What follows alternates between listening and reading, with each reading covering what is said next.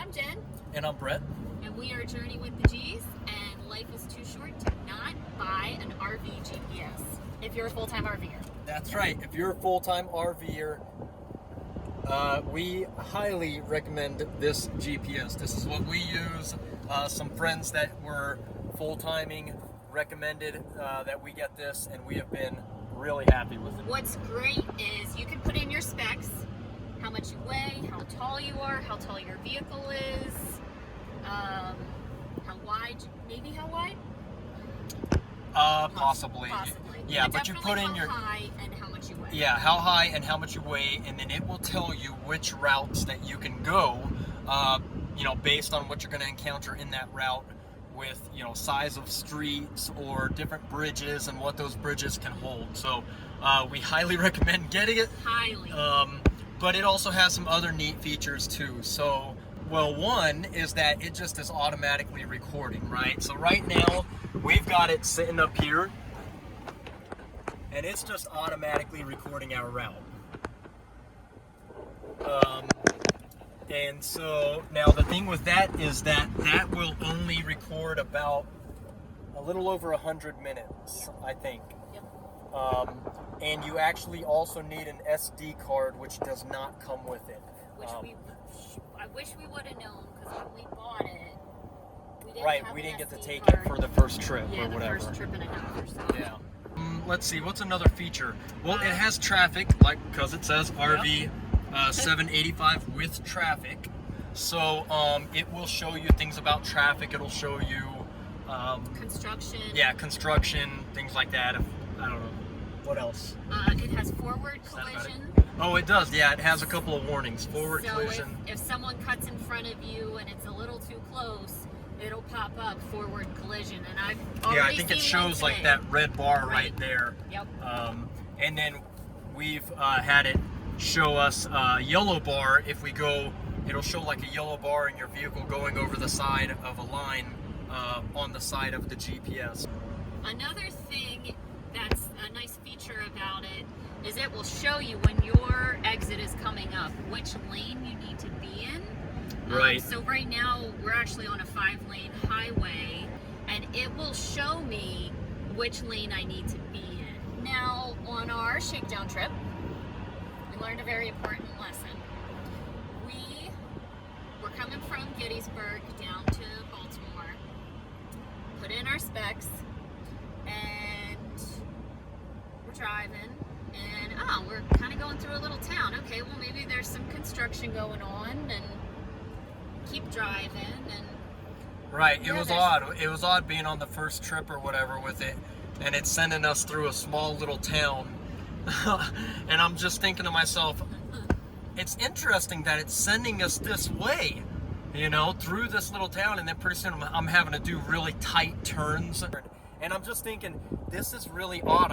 I wouldn't have expected the GPS to take us on this route if it knew we had an RV this size, right?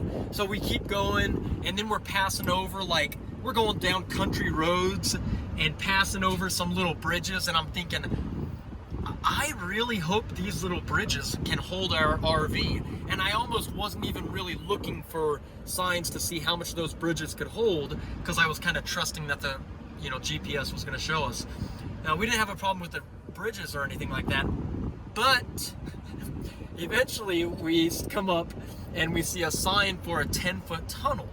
And I'm thinking, GPS, we told you we're 13 and a half feet tall. Right, and we can't go through a 10-foot tunnel.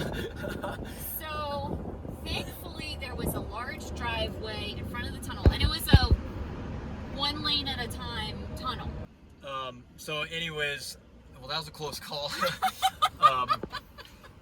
So we stop in front of this tunnel, and Jen, and I was driving, let's just say, we're stopped in front of this tunnel, and it's like a 1-lane little country road now, and there's people coming through, and I'm trying to back up into somebody's driveway. Again, first time driving it, really, and people coming through the tunnel are having to wait for us, right?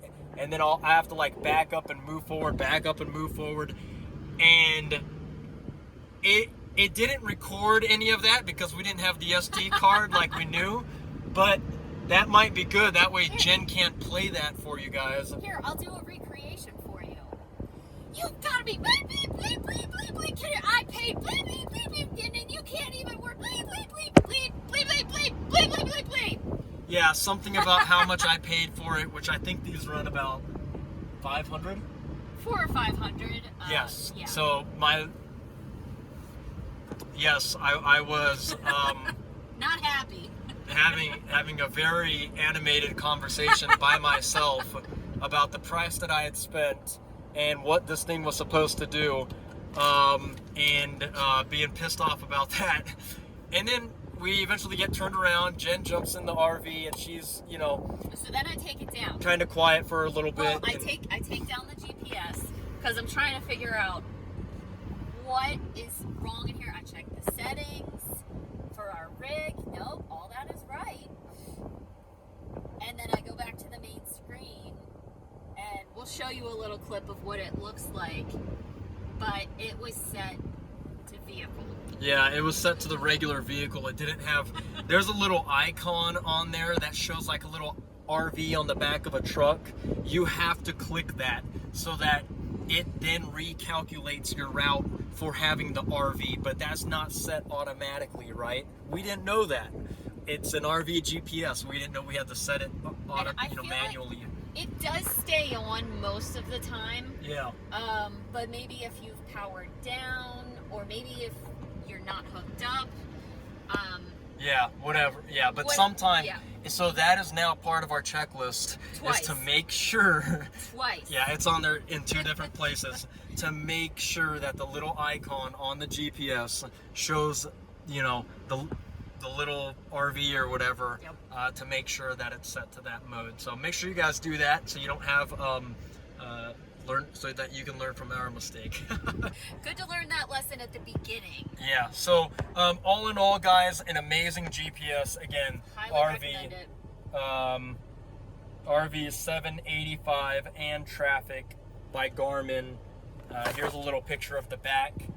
Honestly, a lot of these features, it talks about like, attractions or whatever in the area. We haven't really looked at a lot of that. Although one neat feature about it is that it will give you a reminder every 2 hours of driving to take a break or something like that. So I do think that's a pretty neat feature. Yeah. Another feature that I haven't used yet is trip planning.